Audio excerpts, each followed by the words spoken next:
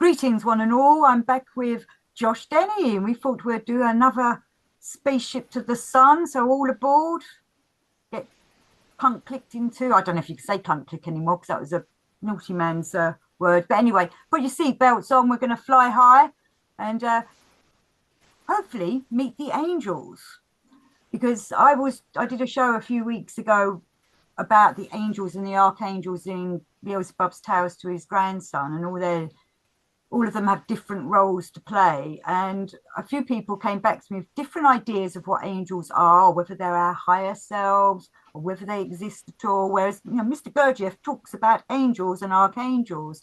So I thought I'd get Josh on board to say, what do you think about the angels and archangels that are in Beelzebub's tales to his grandson? And where is Gurdjieff coming from with this? Because he's talking about a hierarchy of divine beings.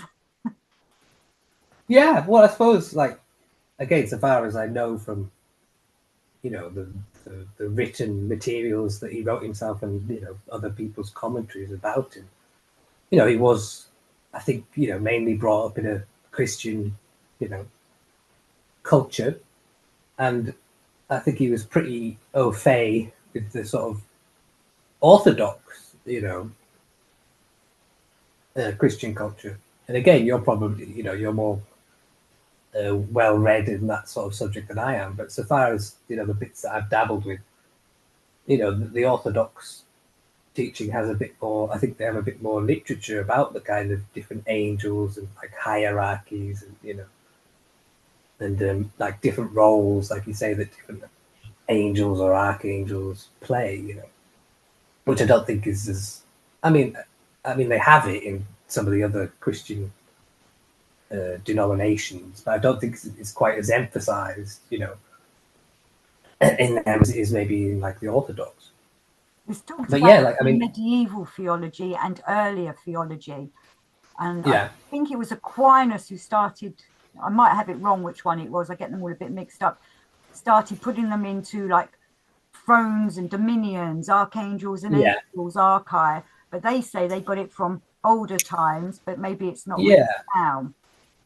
yeah. I mean, I like I say, I imagine like if you sort of look back, as much evidence as we have of the, religious traditions and culture, I think there's always, isn't there, some kind of, I think pretty much always mention of other kinds of beings, that kind of stand, you could say, in between man and God, so that in a kind of a chain, and like it in his earlier talks, again, like as recounted by, say, Ouspensky, like in Search of Miraculous, he does mention them, and he has his like little there's that little diagram, is it called like the table of all living or something, it's like a sort of stair of boxes, and I think it goes from like, I don't know, maybe minerals and vegetables and invertebrates and vertebrates, and then like man, and then above, like, the step above man, you have angels and archangels, and then up to source. So I think as far back as his talks go, they were, the notion of other kinds of beings as well as the notion of other kinds of worlds is pretty prevalent, in his teaching, and appears in slightly different forms, maybe in his early talks as compared to Beelzebub's tales. Like again, in Beelzebub's tales, they I don't know how many references there are or episodes, but there's quite a few. Like they crop up in some of Beelzebub's tales, and like he mentions like having conversations, like meetings with some of these different angels. Like they're like Luisios, I think is one, and Heraton or something like that is another one. Haraton was definitely to do with the perpetual motion machines. Yeah, like with the Spaceship space. drive. Yeah. So in some of those episodes, I kind of, again, the way I sort of take it is that the way he talks to them is having a kind of, well, I mean, I suppose it's a kind of a historical role as well, but they play like an active role in, I suppose, like you might say the creation, you could say, of the universe or the world. Like again, in the sort of Bible, there's the notion of the Elohim, which is a kind of, I think, as again, as I know, it's a kind of a plural word, It is from so like, Hebrew, it's gods. Yeah. So like when they talk about like Genesis and the creation, it seems to be they're talking about a kind of a plurality rather than like what we might take as the single creator. It seems to be like they're talking about a kind of communal work, like a number of angels, and let's say involved in the creation of the universe. Let's say creation. So he seems to emphasize that in Beelzebub's Tales, where they have like there's this one angel or archangel who's like almost like a scientist or something, he's working on the development of these spaceships. So they're described as active players in the creation, and also like almost like the working out of problems or new discoveries. So again, that to me that kind of ties them back to the sort of spirit of discovery and invention and creativity. And again, in lots of accounts of like people throughout history who've made, I don't know, like new discoveries, scientific discoveries, stuff like that you often find in their personal accounts some sort of, maybe they had a dream or some sort of, again, meeting with something, a divine being or a spirit, some kind of otherworldly inspiration that was involved in them making, whatever their discovery was. Again, the one example that comes to mind is the Russian scientist Mendeleev, who was involved in sort of, well, different things, but the sort of, could say, the discovery or the development of the periodic table. And like he had these different elements, and was trying to work out what the relationship was between them, or if there was one, like how could they be ordered into like a sequence or sort of table. And he was struggling and couldn't see any connections. And then he had a dream in which it was shown to him that they had like a relationship of octaves or eight. That was kind of like how one element was related to another. So he put the known elements then into the scheme as sort of revealed to him, and it left a certain number of gaps, between them, and they ended up, getting filled out. So again, that's one of the ways I kind of see the angels then, or that realm is involved, not just involved in like, let's say, creation, but in, I suppose you could say, in man's life as well, in terms of new developments, new like scientific discoveries, like on a, you could say, a global scale, cultural scale, but also in people's lives. Like, again, we also, there's the ideas of having your own personal like guardian angel, and I suppose maybe the term guardian might be a bit limited, because I mean, not just in the sense that it takes care of you, maybe like, I don't know, physically, but I guess the idea that maybe it brings you a kind of food, that you need. Again, that could be inspirations, it could new revelations, new ideas, new insights. It could maybe bring new experiences into your life. So again, that could look all kinds of ways, not necessarily just, happy or safe experiences, but maybe a kind of, sort of food, or insight. Well, that's actually one of the dialogues I had with one of the guys that got in touch with me about angels, because we've been doing a lot about angels lately. Because there's, like Alistair Crowley says, your guardian angel is your higher self. So your Yeah, higher self is always talking down to you. yeah, I've forgotten who it is, and it says, I can't remember who it is, but it says that your guardian angel is the one that is protecting your higher self. And it's like your higher self is in the arms of that guardian angel, and they're both trying to reach down to us, the lower self. I find yeah, that fascinating. yeah. Again, it's sort of like links with that idea, again, Gurdjieff's notion of different worlds. You can read the different beings and like a scale of beings and a scale of worlds, or maybe a hierarchy depending on which way you look at it. But and like, I suppose like his Gurdjieff's notion of the world of essence would probably be that sort of meeting ground, perhaps, or that realm where you could say, communicate, let's say, with that angelic realm, or come under its influence. Because again, he distinguishes our essence from our sort of personality, in the sense of like they come under like different laws, and he links our essence to our fate, as opposed our fate as opposed to our personality, which he kind of says is often under the law of accident, or more general sort of kind of laws. You can look at our external life, or perhaps we might link that with my body. Obviously, the body is under certain limits. It grows and decays, and it's subject to literal accidents. I might trip and fall down the stairs, and I have to interact with other people. So that kind of realm could be fairly quote unquote hazardous or accidental, just in the sense that all kinds of things can happen, and it's not kind of like strictly like deterministic. Things can go either way. But he says there's another side of us which it operates under, because it operates in a different world and under, you could say, different laws, or has a different nature. So again, that could reflect in what you're saying about the angel. Like it could, in terms of, yes, it might bring certain situations to us in our physical life, but they might just serve as a means to stimulate things in our essence, which is in another side of us. And again, in my own experiences,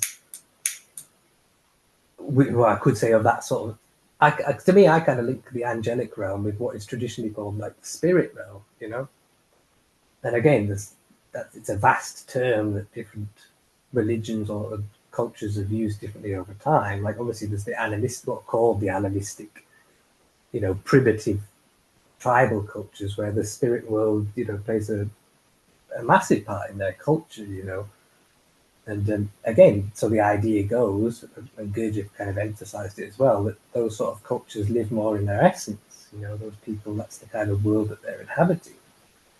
And it's like if you enter that world, so to speak, or have an experience of that side of things, then it's kind of like everything is, you could say, alive or living or has a spirit, like the spirit of a tree or a river or mountain or stone. Everything is kind of, I mean, that's the best word I could use for it anyway. It's kind of living. So again, it's tricky when people try to talk about, like, say, the angelic realm or the spirit realm, because again, you're limited to what kind of terminology you can use. Again, in our daily life, I suppose, the daily kind of language, there's a sort of, we tend to only have sort of two categories, I suppose. Like we have the term inanimate, for like what we call non-living things or stuff, and we have the term animate, which we apply to living beings. So we kind of break reality down into, is it a thing, like an object or something, non-living, or is it a being or living? And we only have those, in a way, those kind of two categories. But so when talking about the spirit realm or the angelic realm, I mean, you could use either kind of set of term. You could talk about angels as beings, or in their language that's being like or living, or we might say humanistic perhaps. Or you could also talk of them in terms of like processes or like laws, that you could use either one of those kind of terms of language. Again, traditionally speaking, I think different traditions or people have talked about that realm in terms of those kind of two facets. Because again, just sort of as far as my experience goes, it kind of just transcends that dualistic categorization. In one sense, it's living, and in another sense, it's non-living. It transcends that border, like that dualistic conception of either or. Either it's a process or some kind of inanimate world, or it's a world of beings. Like again, like a spirit of, I don't know, a river or something. You could say, yes, it's a being, but it's not a being in our common conception of the term, but nor is it simply an inanimate object or process, So again, in terms of the language, sorry, go on, you go ahead. So I'm just saying, in terms of the language, that realm is inherently, you might say, problematic to talk about in language, in terms of either splitting it into something that is living or inanimate. If we say, well, it's neither living nor inanimate, we might be stuck for a way to talk about it, or if we say it's both, again, we're kind of stuck perhaps for the way to talk about it. Again, I can only call upon my own experience as a means to possibly understand that realm through direct, participation in it. Again, I don't know what your own experiences perhaps have been like, in that regard. Yeah, it's definitely experiential. I have encountered various elemental beings in various, Yeah, sometimes when I did some mushrooms, magic mushrooms, but yeah. I've now been trained in how to see them in my own, because I don't do anything like that anymore, just with my own, what we call spiritual eyes. Yeah, Sometimes I don't see them very clearly, like a lot of people do, can sit and communicate with them. So these, yeah, I believe the trees have their, I always get who's got what. The gnomes are part of the earth. I think it's the undines are in the water and the sylphs are in the trees, or maybe they're in the air. But I can see them kinds of things very faintly. And I know sometimes they can see me, and they can probably see me much better than I can see them. So I do believe in that kind of thing because I've experienced it, but it can be difficult for people that, sorry, I forgot to turn my phone off. It keeps beeping. I know a lot of people who are still longing to see that. They need to train yeah, themselves. And I wonder if Mr. Gurdjieff himself could see things like that. I do believe he did. But he never actually uses the term spiritual realms, does he? And he doesn't often talk about people like dead people or ghosts or whatever that are coming through from the yeah, spiritual realm, because the spiritual realm is not just the dead walking about in it, it is all yeah, the beings. It's like some people say it's another dimension, but it's still with us. It's here and with yeah, us. Quite hard to explain sometimes to people who don't look at this kind of work. Of it's with us. It's here. We're walking amongst it. They're probably walking all around us all the time. Maybe they can see and interact with us. Sometimes I feel a little something tapping me on the head, things like that. So yeah. I mean, I think, like you said, I think in terms of like individually, people will connect to that realm, you could say, in different ways, or they will have a different means of access to it or representation. It's like you could say you're accessing the same realm, but the way it will appear to you will be, you could say, tailored to you. You'll apprehend it in a different way, or have it take on a different nature or form. So everybody will have their own way of seeing it. It will represent itself in different ways to different people.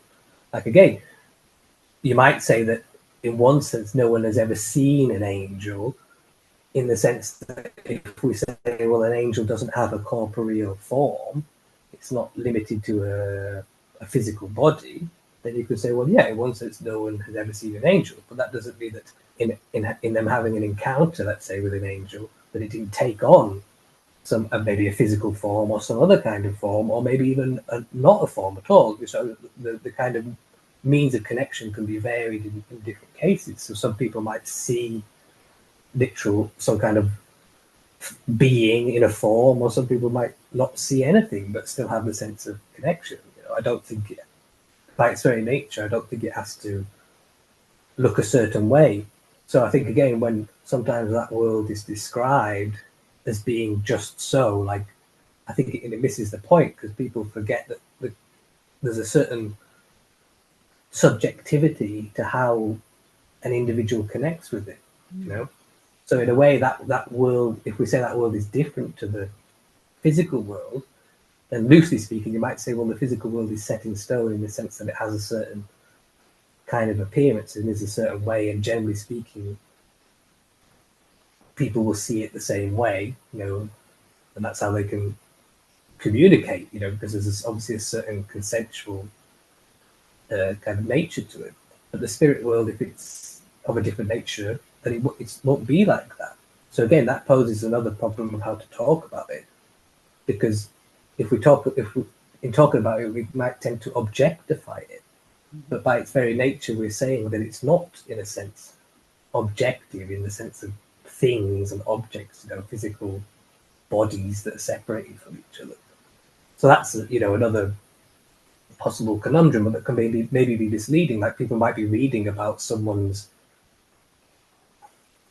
descriptions of the spirit world, and they may think, oh well, it's they may take them very literally or take them at their word and think, oh well, this person is having a connection to an objective reality, and that's the way it is. See what I mean? As if they're describing, like, you know, the room, you know, around me. There's certain objects that have their own positions, and you might say it's a set way, but if it's by its very nature, if we say it's like of the spirit realm, it's not going to be kind of set in stone in that same way, you know. So again, that can raise questions when we talk about other kinds of world as having a different nature. It's very hard not to project our everyday experience, you might say, of the quote unquote physical world onto that other world and expect it to be like, you know, something like a physical space, you know, that's populated by physical objects, or like, you know, what our everyday life kind of can seem to be like. But I agree with you that other world isn't. You don't have to get in a spaceship. Yeah. You don't have to get in a spaceship to travel to it. You know, you know, you're in it like the fishes in water. So again, that's the only question is, well, do you perceive it? Do you experience it? You know, it's real if it's real for you. If it doesn't seem to be there for you, then you might say it's not real for you. You know. And again, then there's some people might have more sensitivity to that realm than other people. I don't think there's necessarily anything right or wrong about that, or beneficial. It's not like if someone seems to have no connection to that realm, it doesn't necessarily mean that they're worse off than another person who does. Okay, that there can be just differences in our individual natures. But you're right. Like it doesn't. It's about the inner work anyway, isn't it? It's not about until you're sure that it's that time to go into that. But it is I just mean that if it could, that world can appear, like you say, very tailored to other people. So some people might be, it's a strange way of talking about it, but some people might be participating in it, but they might have no notion of it. You see what I mean? Like they might be very well in engaging with that, but if you talk to them about spirit world, they might think you're crazy, but they might not, they could be participating in it, but almost without knowing or without any of the conceptions about it.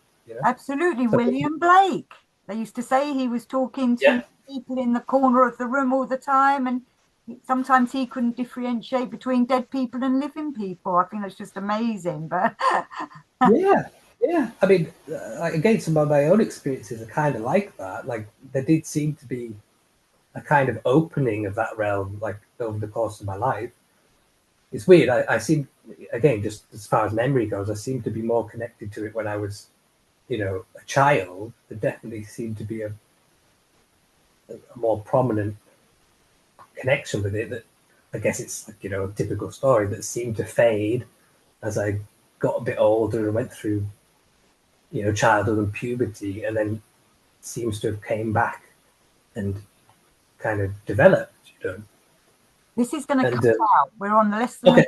Should we continue this on the next one? Let's continue with what you're saying. So I'm going to end this because we're on less than a minute, and it takes about 8-9 minutes, doesn't it? So I'll see you in a little while. Yeah. Okay. All right. See you.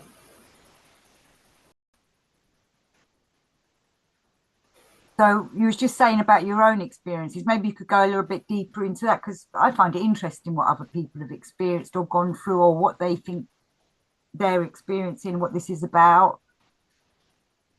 Yeah. Like I just said that what I call, term the spirit realm, which I kind of include, the as the angelic realm. I kind of see it all as cut from the same cloth. But that I did seem to be more experiences of it, or more intense experiences of it when I was a child, and then it seemed to fade away a bit, and then sort of came back, sort of after puberty, and kind of could say developed. And that like as a child, that involved what we call strange experiences, like out of body experiences, and like you say, experiences with different, could say, encounters with different, you might say, entities or beings. Whether that was like kind of non-physical, like sometimes they were experiences in nature, like you might say like spirits of animals or trees or things like that, and sometimes they were encounters with, you could say, spirits or something like that. It didn't have any connection to a, you know, like a physical form. But definitely, yeah, life and nature seem to be a big means of connection to that realm. And again, I think that is, for a lot of people, you know, it's maybe part of the reason why people enjoy getting out into nature, because they feel a sort of a connection with something. Again, it could express itself differently for different people. But yeah, so almost the again, in some of the terminologies, that is kind of regarded as the natural world. You know, again, that's what we mean by natural, but you might say the world of life. You know, anything that is alive, by very definition, you might say is of the spirit. You know, from the spiritual realm. It's more than just a physical form. And so again, there's that idea that life itself is of the spirit realm, and it's kind of, you might say, our natural world. But again, might not it might not seem to be so for us. We might seem to be separated from that world to greater or lesser extents. Or again, it might appear to us in different ways. You know, I think it's very kind of individualistic, or we might say subjective, but I don't just mean that in a kind of derogatory sense. You know, again, with the sort of development of, I suppose, the modern age and modern science, the term subjective is kind of looked down upon, you know, as something to be disregarded, because in a way, it's not able to be dealt with in an objectified sense, is it? You know, how can you can't externalize it, you can't make it explicit. So again, in one sense, it means it's something, it's implicit, and you might say it's personal to you. But again, I think its very nature transcends that sort of simplistic either or situation. It's either object or it's objective, or object or subject or subjective. You know, I think that's where the science realm struggles with this, because they want the same results over and over again, and they've realized that this kind of thing it does not follow the normal physical laws of this world, does it? And yeah, it's strange how it happens to some people, not others. Some people don't want to interact with that kind of thing, others do. And I know people myself who really want to talk to the dead or yeah, contact spiritual stuff, spiritual beings, and they just can't do it. And then others yeah, have it happen to them, and it scares the life out of them, and they don't want anything to do yeah, with it. So why does yeah, it yeah, happen yeah. to some and not others? Yeah, exactly. Yeah, yeah. Some people might want those kind of things and can't have them, and other people might have them and not want them. You know, yeah, you can take all sorts. But it's kind of in a way why I mentioned at the beginning that another, so far as I see it, another facet of that realm is directly linked to what we might consider to be the sort of scientific or materialistic thing. Like again, it might not be a common idea to, if someone says, "Oh well, I want to, you know, I want to look for angels or angelic realm," and someone says, "Oh well, go and study like mathematics or geometry," someone might say, "Well, what the hell are you talking about? Why would I look for, you know, the angelic realm in that medium?" But again, like historically speaking, a lot of the ancient traditions and philosophers and stuff did connect the angelic realm to mathematics and geometry, because again, as you can imagine, again, as we might imagine it, the development of those kind of things played a massive part in history, and you might imagine how sort of revelatory that would be to, I don't know, early man, discovering that there were these kind of laws, you know, like the nature of a square and geometry, and how that those laws could be expressed in like building things or working out problems. You know, like, ooh, this math there is a formula for a right angle triangle or a square or whatever. You know? So again, that knowledge obviously was seen to be very powerful in the sense that it seemed to be able to give results in the physical world and shape it, you know. So I think it was kind of seen as an expression of the angelic realm, and also that was linked to like the notion of the angels being connected with to like reason and intellect. Again, like we might think understanding and creativity and mind, you know, or what we might consider to be mind, and how it can shape the physical world. So again, that ties back to the notion of the angels not just being involved in some other worldly world, but also being involved directly in what we consider to be the material world, in like shaping it. So again, that could pose a quandary, because again we can look at it, look at things in this kind of either or, categories or dualistic kind of vision, and separate what we consider to be like the spiritual realm from what we might consider to be something else as the material realm, or very unspiritual. You see, but again, that might just depend upon the eyes that we're looking at it with. So again, that might not be possibly an idea that people have considered, that, oh, if I'm looking for some connection with that realm, that I might be able to get something of that through studying or looking into maths or science. Again, something that might seem very materialistic, or in one sense can seem to be opposed to anything quote unquote spiritual, you know. But again, I think that's just more to do with the mindset that we're approaching it with. Because again, it geometry is important, isn't it? Most of our cathedrals and such like are built on this sacred geometry. Exactly. They feel like sacred places, so there is something to it. Yeah, but I mean, even just in the basic sense, like the any construction, just like the building of an arch. Let's say you went out and got some bricks together and built an arch. You might, I mean, archangel, there might be the notion that, well, what it is that holds those bricks together and allows them to stay together in the form of an arch is an angel. You know, now we might think of that as a literal, we might depict that as some sort of being holding up the arch. You know, that's would be one way of looking at it. You know, that there's a being there that's kind of doing that for you, if you like, or the same idea that the law itself, whatever it is that allows the arch to maintain itself, is an angelic expression. Again, an expression of this. Because again, that again, sort of traditionally speaking, that's one of the ways that they look at that world, as kind of like being ordered and lawful. You know, again, these ideas of proportion and beauty and structure.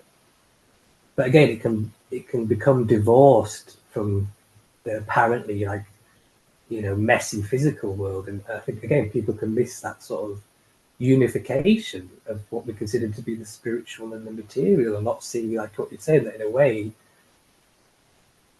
it permeates the whole thing. It's not divorced from the physical realm. It's the very, you might say, the very form or the means that allows the physical world to be structured. Again, the idea of the Elohim like coming together to, you might say, create the foundation, hold a space that allows like structure, allows a material existence to be, you know, to be born or held, you know. So again, I just think that, again, that's another. Tell you one of the stories about J.G. Bennett. Do you know about this? Yeah, I don't know. Let's hear it. Place it was at, whether it was Sherborne or the other one, but he was doing the exercise of holding your arms out, which is one of the Gurdjieff exercises. And people were fading and couldn't do it, but they couldn't understand how J.G. Bennett, was one of the oldest guys there, was doing this. And in the end, someone said to him, "How are you doing this?" And he said, "I asked the angels to hold my arms up." Yeah, but again, brilliant. You know, that's another way of looking at it. That they're not necessarily divorced from quote unquote everyday physical actions. That we can connect to that realm as a source of inspiration for problems, and also for like tap into it as a direct source of energy. Again, Gurdjieff with his ideas of the different centers and that they operate with different energies, and his kind of idea that if you want to do something, then you need to, you might say, use the appropriate center or have them in a proper relationship that's suitable to the task and can draw upon the correct energy.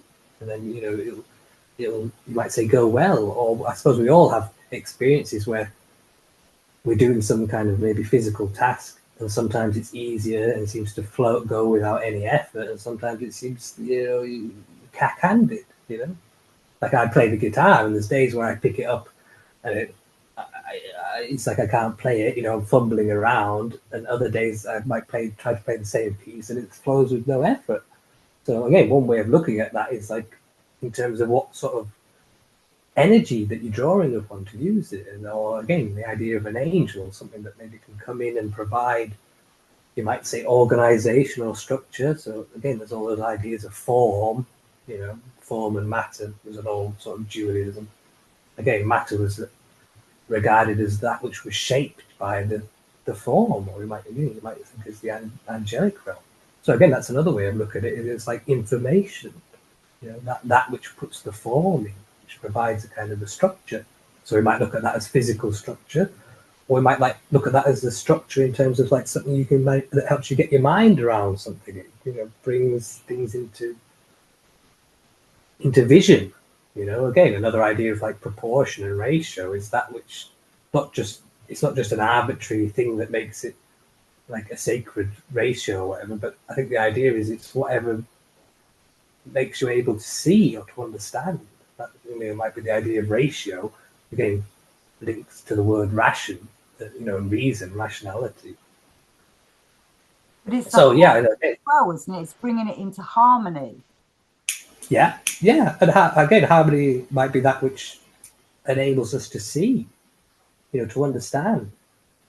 Again, I suppose again back to Genesis. God looked upon the creation and saw that it was good. Again, so good and like true in some of the earlier times that they were what worked. Like, is this building true? Does it stand?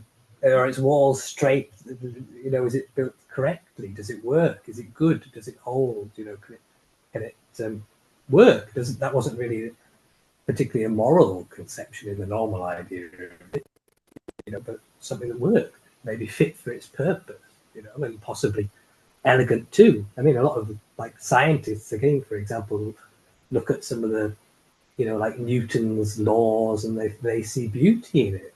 That for them, that's a means to, you might say, the beauty of nature is that it seems to operate by these laws, and for them, those laws are kind of an expression of beauty. They might not put it in terms of angels or divinity, but that's another way that you might say it's the same thing. They're connecting with it, but just through a different terminology. So again, the notion that a materialistic scientist who on the surface doesn't want anything to do with like angels or sees that all as woo-woo, might be just as equally engaged with that realm as somebody else who likes having experiences with fairies or different kinds of beings. They might both be equally engaging with that realm, but just through a different means of expression, taking a different form.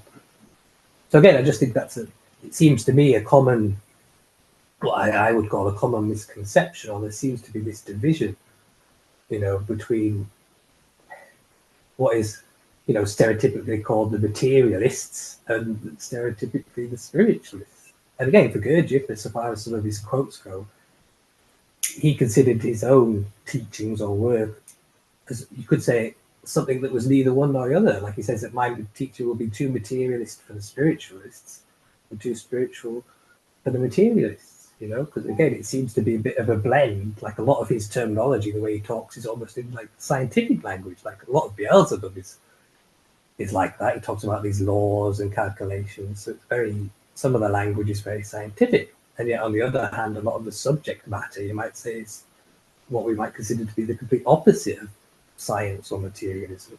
And but again, you're right. He doesn't. How various angels help run certain laws. And that they're the ones that are, like, for example, when this earth was made wrong, it was the angels that came down. One of the archangels put the Kunda buffer on us, and the other angels fixed it all, and then an archangel took it away, took the Kunda buffer away. Yeah. So again, the way he talks about that realm is that it's, it's involved in the running of things. It's to do with physical laws and maybe other kinds of laws. It's, creative. It creates and maintains. Involved in that, but he also describes it as being what we might say fallible. You know, like quote unquote mistakes can be made because of, you might say, because of that's the nature of the medium, the material that you're dealing with, like let's say physical creation or possible creation of life and blah blah blah. That it has a certain unpredictable nature to it, but also because I suppose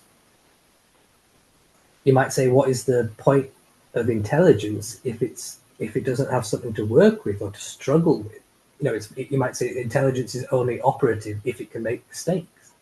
If Well, it's I believe possible. he says it was because of a miscalculation by the Yeah. angels. Yeah. So yeah. So again, that brings. Thanks. Yeah, but again, it kind of, traditionally speaking, that again, the spirit realm, if we include the angels with it, traditionally has that sort of dual nature. Like, I mean, it's the realm of angels, but you might say it's also the realm of demons. Or, it's where successes can happen, but also like failures or mistakes. It has that, you might say, dual possible characteristic to it. He says sometimes it's not just roses in the higher world. So again, for me, that angelic realm or spirit realm is kind of like that. Again, it's a kind of a cliche way of speaking about it, but you might say, well, there are good angels and bad angels, and what we call bad angels, and it might be a demon. It has all that wealth to it. Again, like life, life has what we might consider to be pros and cons to it, like successes and failures, joy and sorrow and suffering, and that's Because I think he it's called vital. it the arc cunning, the arc cunning. And some of the angels get promoted to archangels if they do well, but you can be demoted. And in his Yeah, book, like, some of the people can be promoted to angels. Like, I think Ashiata Shirmash becomes an angel, right. given some kind Yeah, of title like that. And Buddha's saintly, and yeah, saintly. Yeah, Saint Buddha, Saint Lama. So they can rise up, and we have that opportunity too. So it's all evolving, and the angels can become yeah. archangels in a promotion. Yeah, well, I suppose you might be able to get demoted too. Again, that's that kind of flux. You know, We'll try and find it. I'm again, sure it's Art Cunning, Lucifer, because he went down, but he's also there to be a kind of a tempter for us anyway. Oh no, it doesn't say it in here, but yeah. So the angels can be promoted, and we can be promoted. Whether it sounds like we have to go to saints before we become angels, maybe. Are saints and angels the same thing? I'm not sure. well, I think again, sort of traditionally speaking, I think the saint comes from the idea of some again, different. You might say, again, Christian tradition, you can pray to different angels, pray to different saints for different things, in That's the right, sense you that can.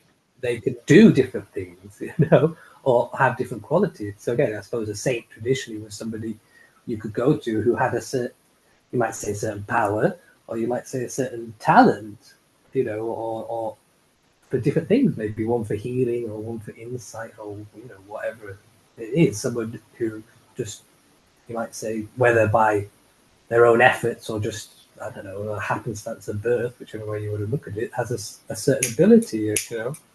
Again, Gurdjieff talked about ableness, and sometimes, like, there's that Sufi idea of baraka, which is a kind of an enabling grace, and it enables the person, you, to do something, whichever, in whatever facet of your life that you might be interested in. Yeah, you can pray to a different saint.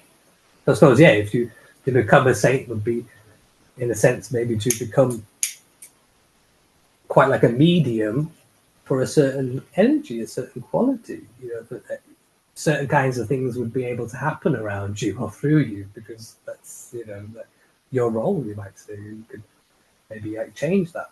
But yeah, to me, that angelic realm is part of our inheritance. It's one side of our nature. Like, again, you could say we have an animal nature, to do with that, what we might call our physical body and physical life. And we also have what I would consider to be a spiritual nature or spirit nature, which again sort of simplistically speaking, you could say is linked to our what we call our inner life. You know, we might just term it by the term mind, you know, loosely.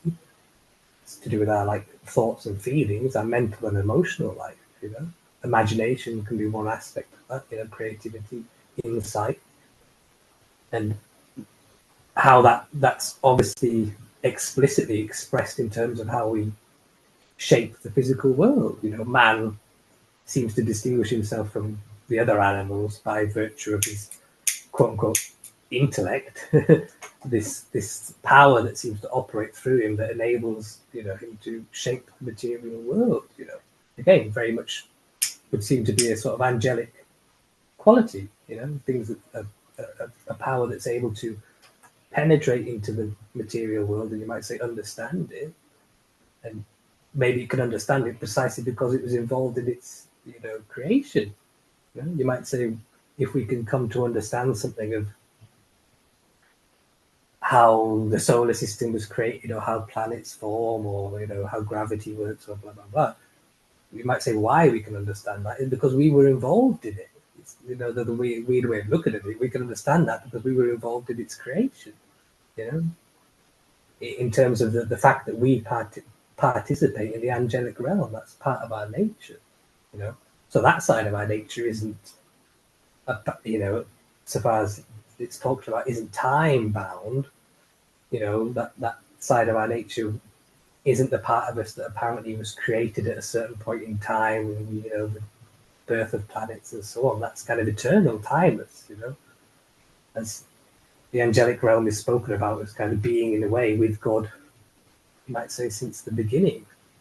It's just another way of talking about it as not being temporal, you know, kind of eternal, outside the linear nature of time.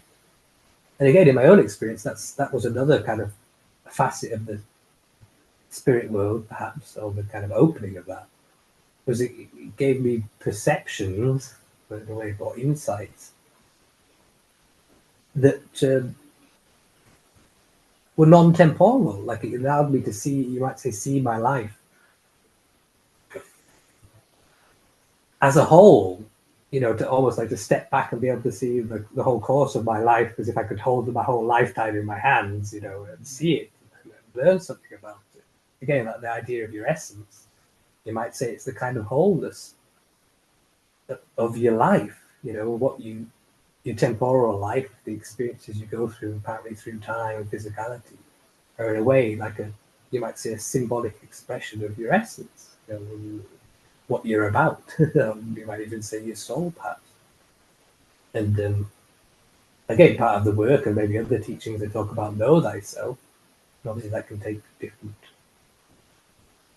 forms of expression, but part of it might be, yeah, to come to understand, to see what your essence is, what your wholeness is.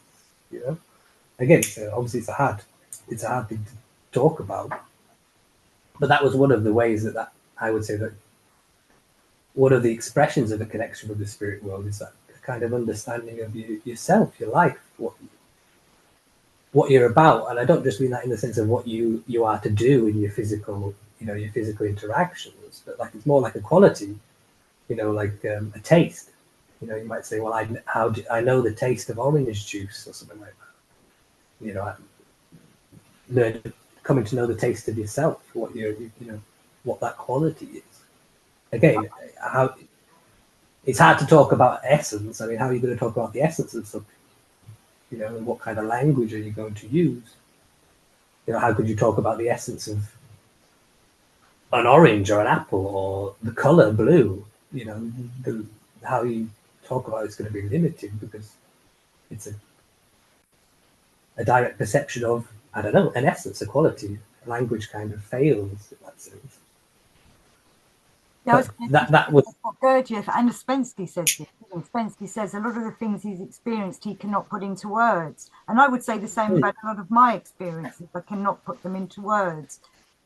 But also with the Gurdjieff, I think with the teachings and putting into his exercises, they help to develop you to do what you've just been discussing, that you know you're getting yourself harmonized with the other dimensions. If you're working on yourself, like Gurdjieff says, you're you're getting less and less laws working on you, so you're then able to see other things, other dimensions. But I don't know if that's important in our development or not.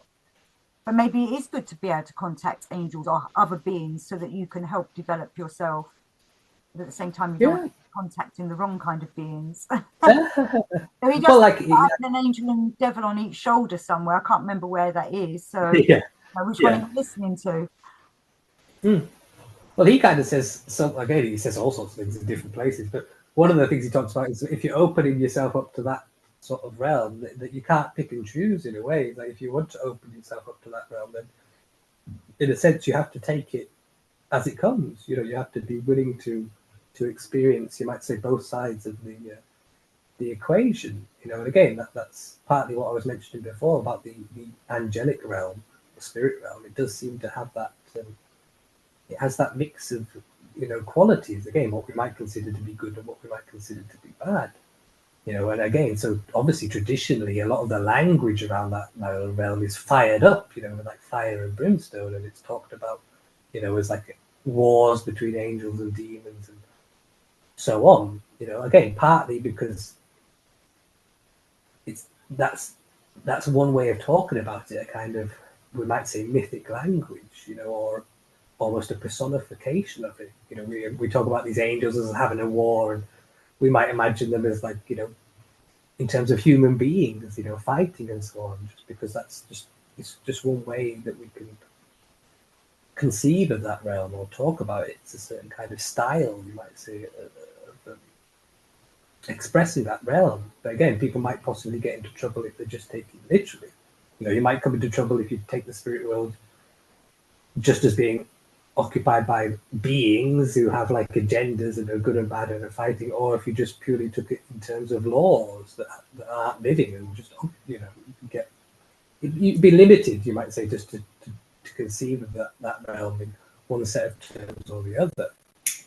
You mentioned fairies actually earlier. Yeah, like, and one of the stories about fairies is that 1/3 of the angels were on Lucifer's side, 1/3 of the angels were on Michael's, so that was the battle, 2/3, and the third that didn't take part are now what are known as fairies because they sat on the fence. They got sent to Earth. Now with the fairies, whereas the dark angels got sent into the abyss, didn't they? So I've always found that quite an interesting one. yeah. The bird that sat on the fence still got punished. Yeah. Again, to me, like, again, there are different ways of talking about it. You know, that realm, the different kind of qualities that it has, all precisely because it has this what might seem to be a paradoxical nature to it. You know, it's just that it's in one sense neither living nor inanimate, or you might say it's both animate and living. It defies the normal kind of categorization where those two things are separated. You might say sometimes in our daily experience there seems to be a quite obvious distinction or differentiation between something that is living and something that is not living, or something that is animate and something that is inanimate.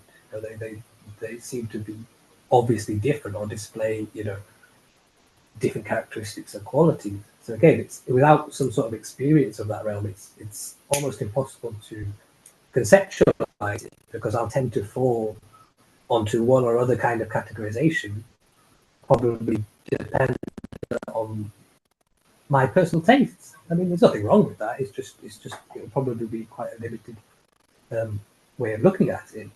But again, like, I would class that spirit realm as also the realm of like heaven and hell, you know, or purgatory and all those kind of things, and what they're often described as different like states of the soul, you know, that people can be in. And again, also there's the idea of the bardos and things after death. You know, that's a kind of a realm that we can be in or pass through.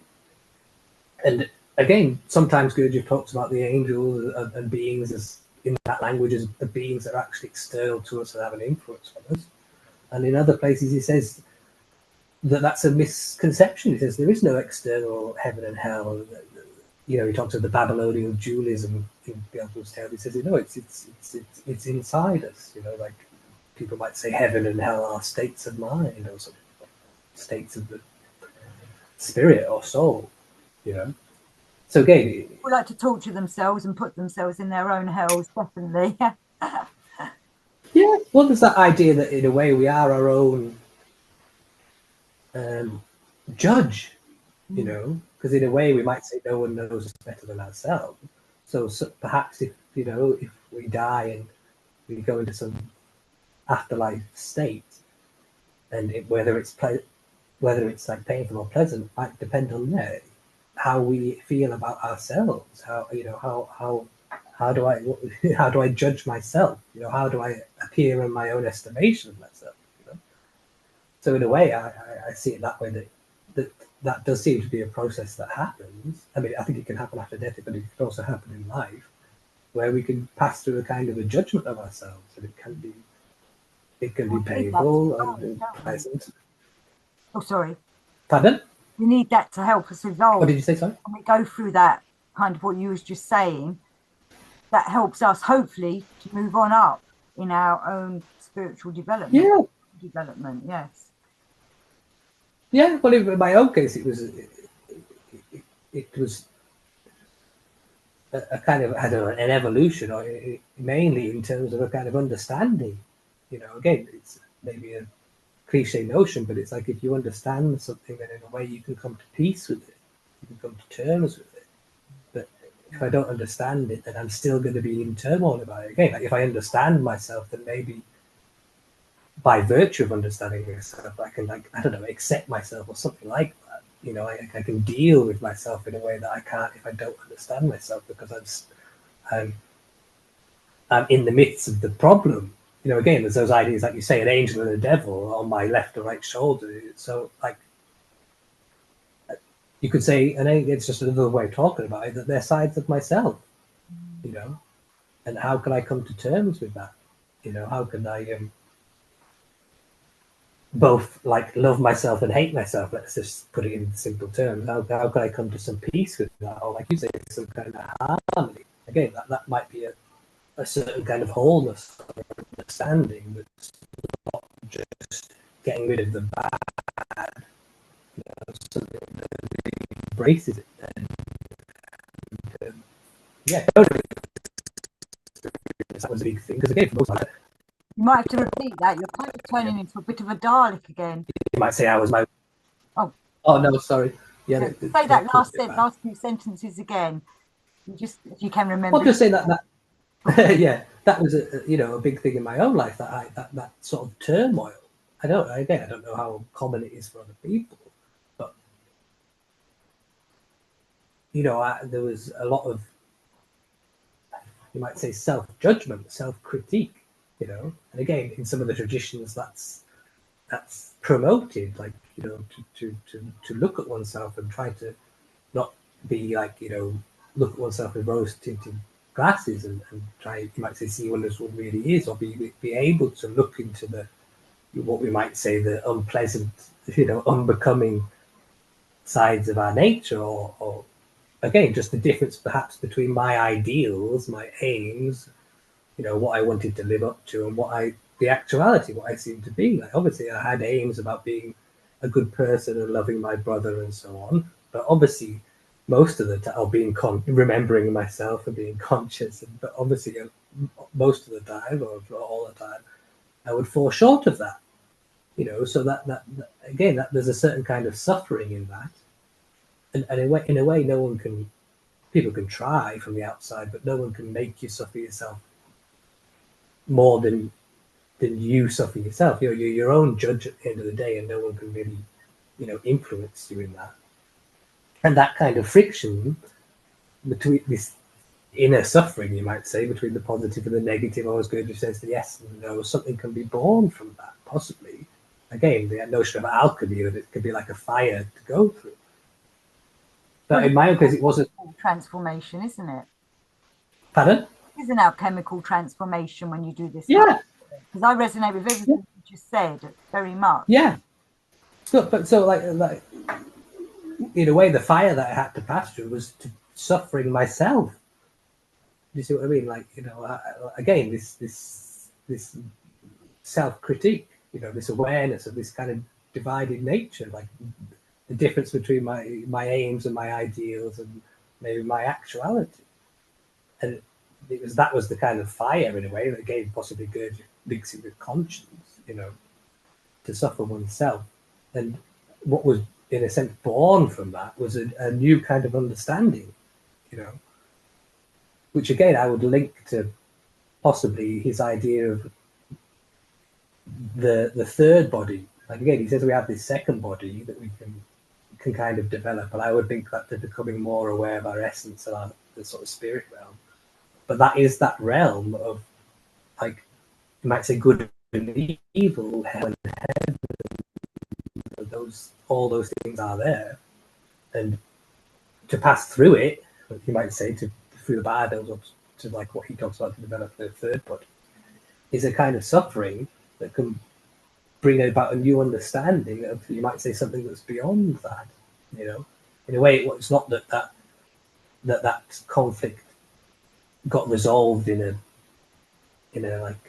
conventional sense, that like the good won over the evil, but like he talks about the introduction of a third principle, something new that's kind of beyond something else that's beyond the dualism came into play. So again, we talk about that as like almost like, or You're kind of breaking you up. might talk about it as like access to a realm beyond. Sorry. Okay, yeah, you broke up a bit then. Yeah, the signals. The third being beyond the realm, like a third force coming in, but we don't know what that third force is. Yeah, well, he talks about it. He talks about it as something always new and unexpected, and as always the means of like transformation or creation.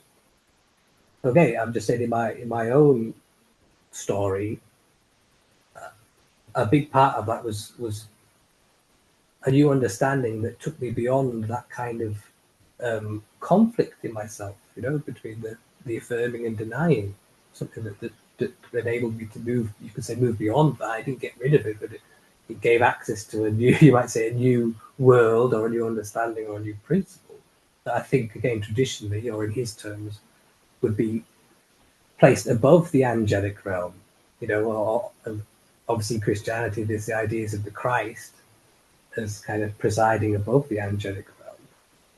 And also, I suppose in Gurdjieff's terms, that's linked with the idea of individuality.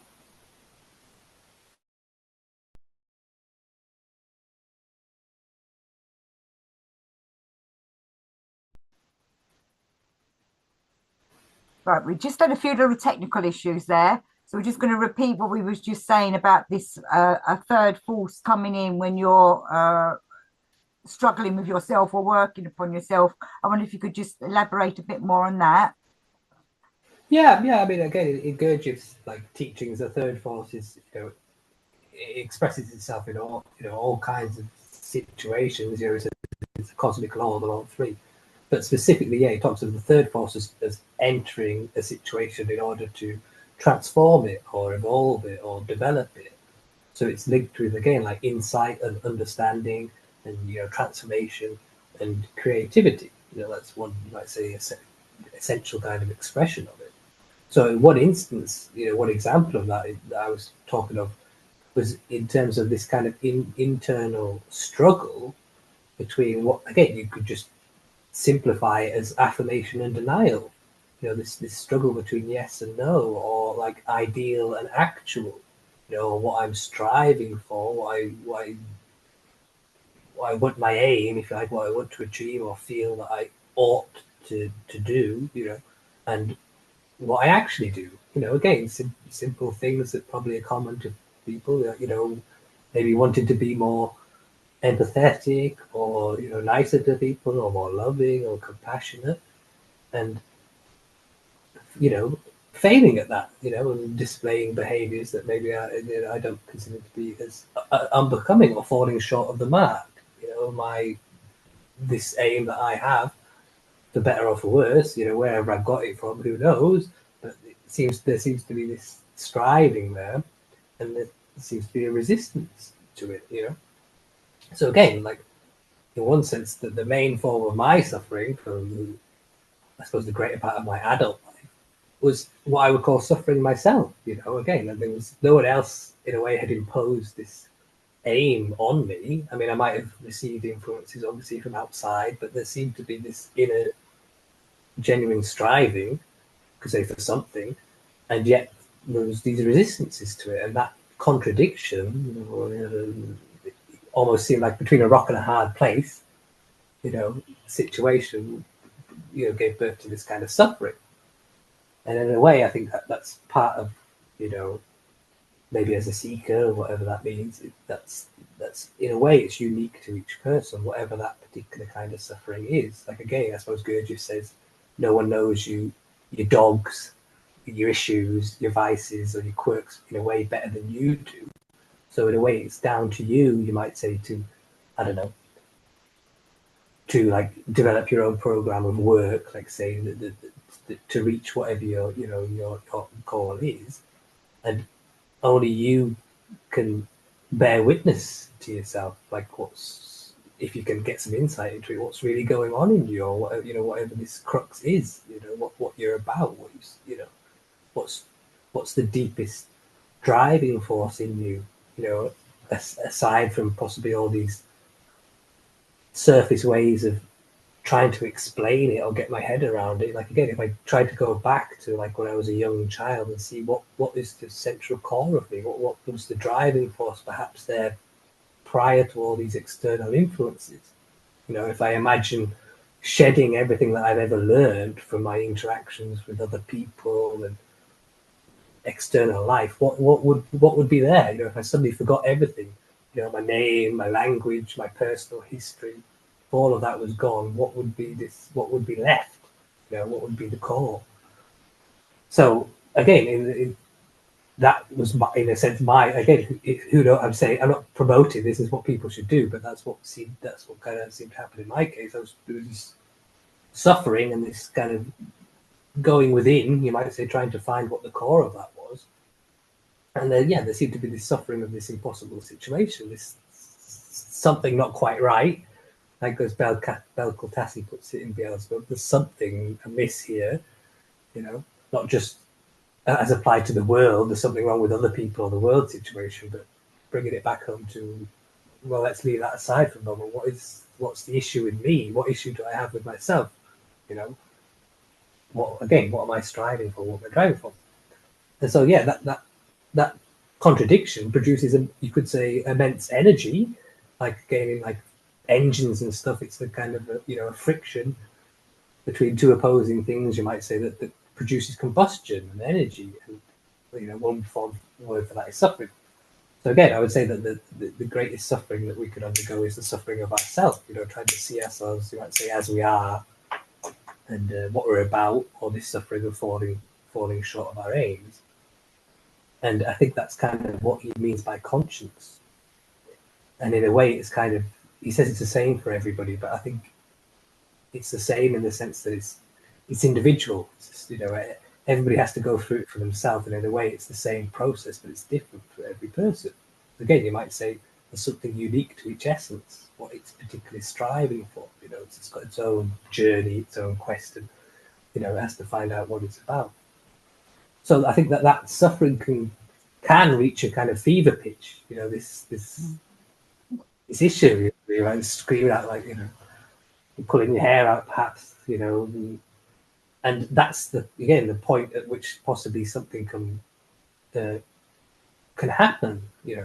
Again, like the idea with, I don't know, tempering, forging steel, it has to be hammered and heated, and there's a certain point where like a transformation can take place. Same with chemical reactions. There's a breaking point or an energy barrier. Once you break that, then something can change.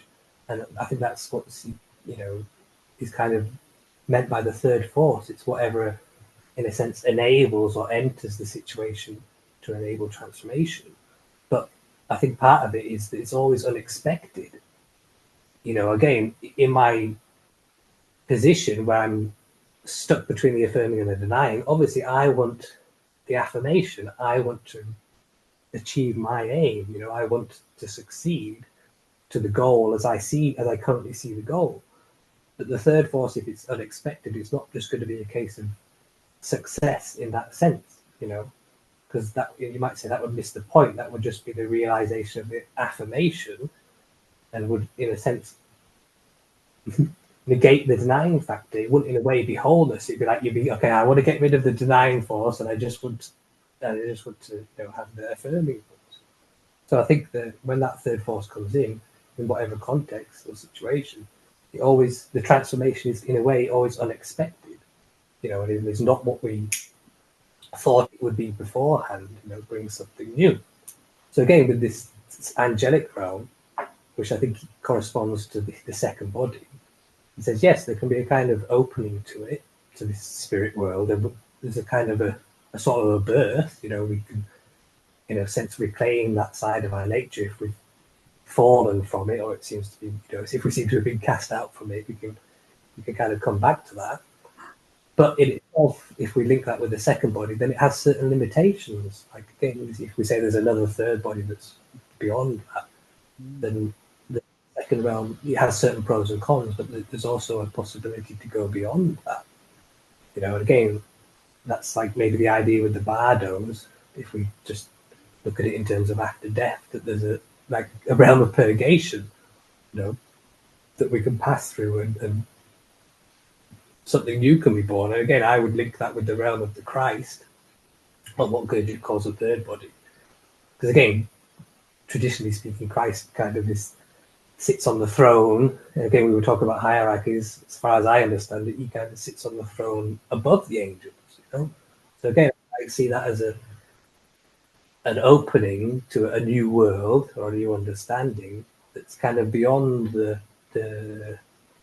limitations, you might say, or the characteristics of the spirit world, which does seem to have this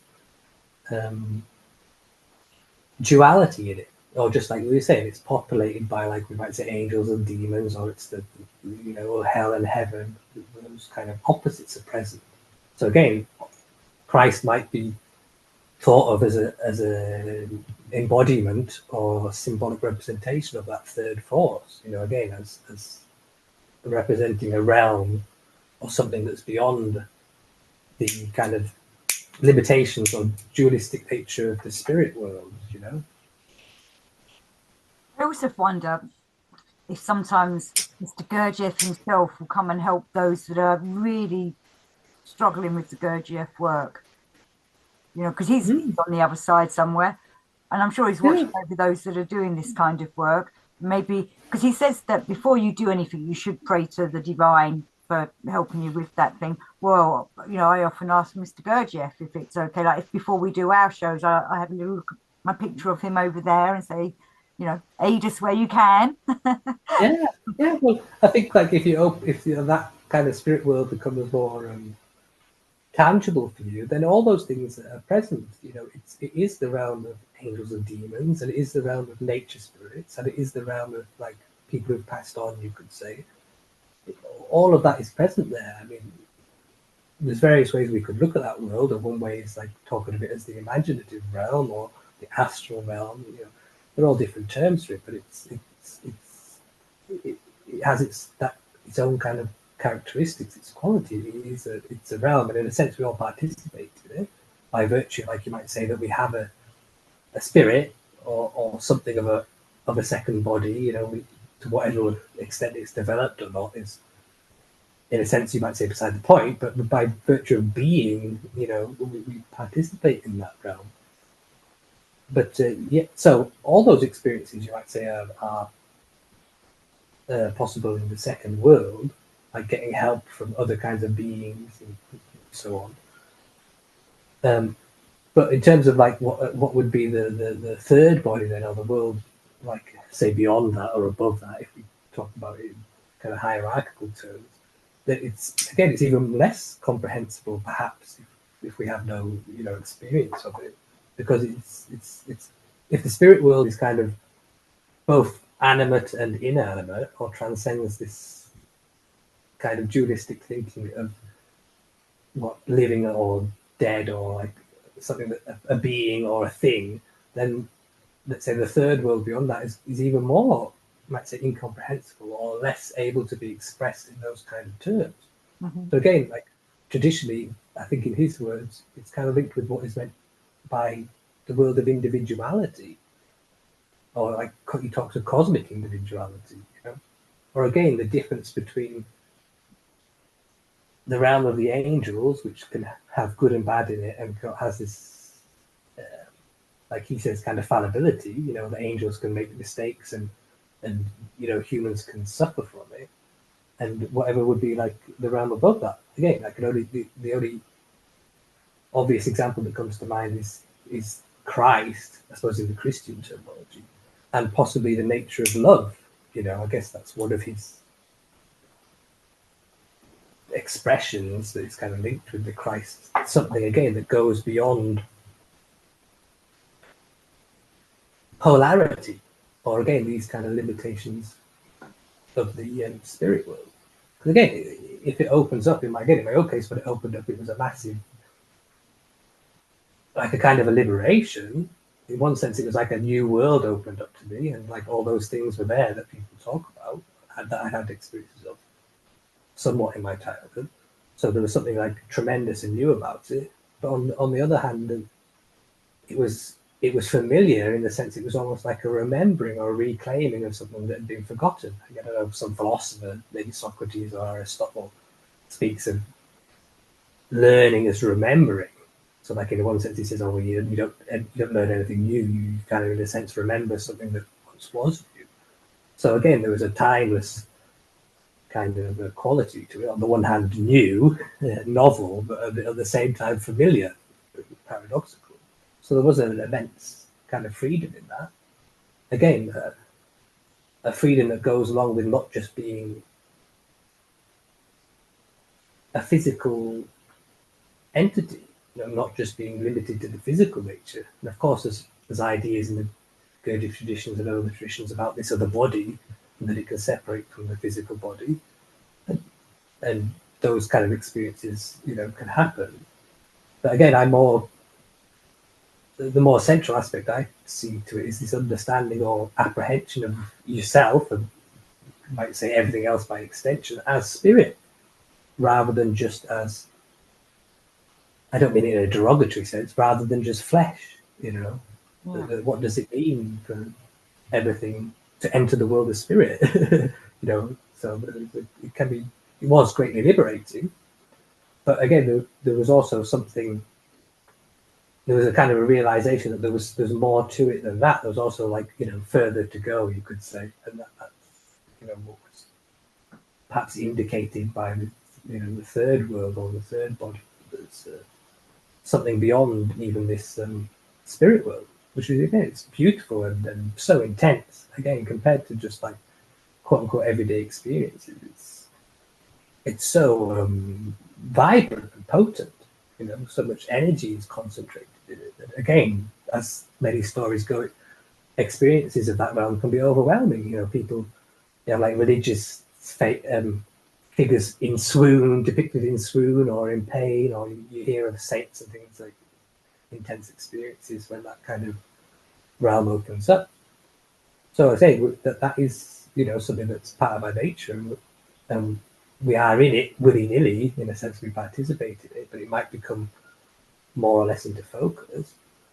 But, and again, I don't mean to like demean it, but there's also something even more, you might say, miraculous than that we link to whatever we link to the realm beyond the angels, which we might say is perhaps as God, or we might, think of Christ. And again, which we might link to individuality, It's really interesting you say this though, because I'm in the process of making a little video at the moment about, I don't know if you've heard of her, Judith von Haller, but she was saying something which I found myself over the last few years, of how people find it very difficult to go to that depth. They kind of falter and start, it's like they just can't quite push themselves over to the next step of what you're exactly describing, of going to the higher or understanding there's more behind this. And I just wonder what it is that stops people doing this. So I think it's wonderful you said that. It was just perfect of what I think of what we should be doing for everyone, and letting everyone know that there is more out there than just this material world. And I know many truth seekers are just not taking that further step. And I sound really harsh there, but you know, they're not. And for Judith von Harler to be saying it, Steiner was saying it. I think Steiner was, you know, desperate in his last year of his life. Why are not people going into the spiritual realms? Why are they not learning how to see into the spiritual realms? And I wonder if Gurdjieff also was a bit, because I know he talked to the ladies of the rope, and they, in one of the diaries, it says about how he was like, I failed. I didn't get anybody to do anything. Mm. So it is a tough path, but we can do it. We are the grandsons and granddaughters, and we should be doing Yeah. this. Well, I think I don't want to place any injunctions upon people. I think again, it's intimately tied to each person. Like what's relevant for them, and if there's a drive, for that, then that's what they will pursue. I don't look at it in a sense in a way that there's a need for that. I used to think, oh, I need to spread the word and get everybody to, motivate people to be doing this. But I don't, in a way, I don't see it. I don't see it that way anymore. I think that people are kind of, everybody's on their own journey, and maybe things are going the way that they need to go. But again, in my own experience, one of the barriers to the more connection with the spirit world was partly kind of a fear, you might say, of the unknown, or of like, I don't know, losing my mind or experiencing something unpleasant. So the fear was a big barrier to it. Not wanting to make a mistake, not wanting to get something wrong, or not wanting to, come under some bad influence or something like that. So there was barriers to that from fear, which maybe is partly inherent in me, or maybe picked up culturally. We get ideas of kids of like, what you got to be careful. There's bad things out there and so on. So that maybe it's partly inherent, a sort of natural fear of the unknown, partly cultural, and also partly maybe inner resistances to not want to see things that might upset me, whether about me or the world. And also there was a part of it was just being so habituated to my physical nature and the sort of world of the senses. Like my attention seems to be, again, whether naturally or whether it's just, some curiosity, quirk of mine, or something to do with the cultural system. But again, most of my life, my attention has been kind of habituated to focus on the senses. Like, again, as kids, you're like told to pay attention, look at the class board, and your attention is kind of habituated to be sort of physically focused or focused on the senses, you might say. So there was a kind of habitual resistance to like letting my attention, you might say, go elsewhere, into another realm or into another, another content other than just the content of my senses. So again, there's lots of benefits to being able to bring one's attention to what is going on in terms of the senses, sights, sounds, tastes, and bodily sensations. There's great benefits to that. But I think sometimes it can be over-egged or emphasized in some of these teachings. Like, you've got to be present, don't wander off like in imagination. But again, I think you're cutting off one whole side of your nature. Yeah. Which to me, that's the kind of direction of that spirit world. It's more to do, you might say, with imagination, or again with like thought and feeling, which they're not evident to me in the same way as my senses are. Like obviously thought has a different character to the objects that I look at in the room, and the same with feeling.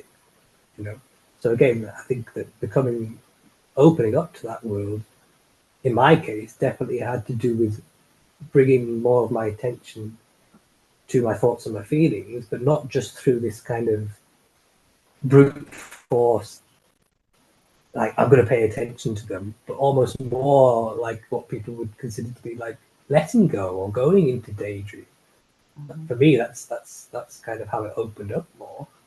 And it's a kind of a different kind of attention than the attention when I'm paying attention to something like in the physical sense, or like a kind of concentration, it's a different kind of attention. And again, I think that links to what Gurdjieff talks about as a difference between the subconsciousness and the waking consciousness. You know, the waking consciousness is kind of you might say, the consciousness and the form of attention that we use to deal with the waking world, you know, physical world, and people and things that are external to ourselves. But if we were to go deal with the internal, then I can't use the waking consciousness to go to the subconsciousness, because you might say it's a different kind of consciousness and a different kind of attention, you know. So again, that for me, that was like a learning curve in terms of something again that was very natural as a child, a very young child. That realm was much more open to me, like the realm of dreams and the astral world. And maybe it's the same for every kid, because you might say that's more like where you come from. But as a young child, again, you haven't had so much external influences or conditioning upon your attention to pay focus to the physical world. And I'm not saying there's anything wrong with the physical world, but it's just there's this whole other side to us that can be neglected. And I think in some of the ways that the work, Gurdjieff work, and other teachers talk about, I think they can cut that off, you know, with these ideas about you need to be present and so on. I think there's certain misconceptions there, you know. Well, thank you very much, Josh. It's been real great talking to you, even we've had technical difficulties and the moment that I was muted and probably look like a crazy person trying to talk to you. But thank you very much. Have you still got your Tapestry of Beelzebub WordPress still up? Yeah. People, I think, you know, I think if you type in Gurdjieff and Beelzebub.wordpress, people can find it. They want to see my rantings, which I always enjoy. Well, thank you, and I hope we should do some more rantings again soon. And thank you, everybody, for watching.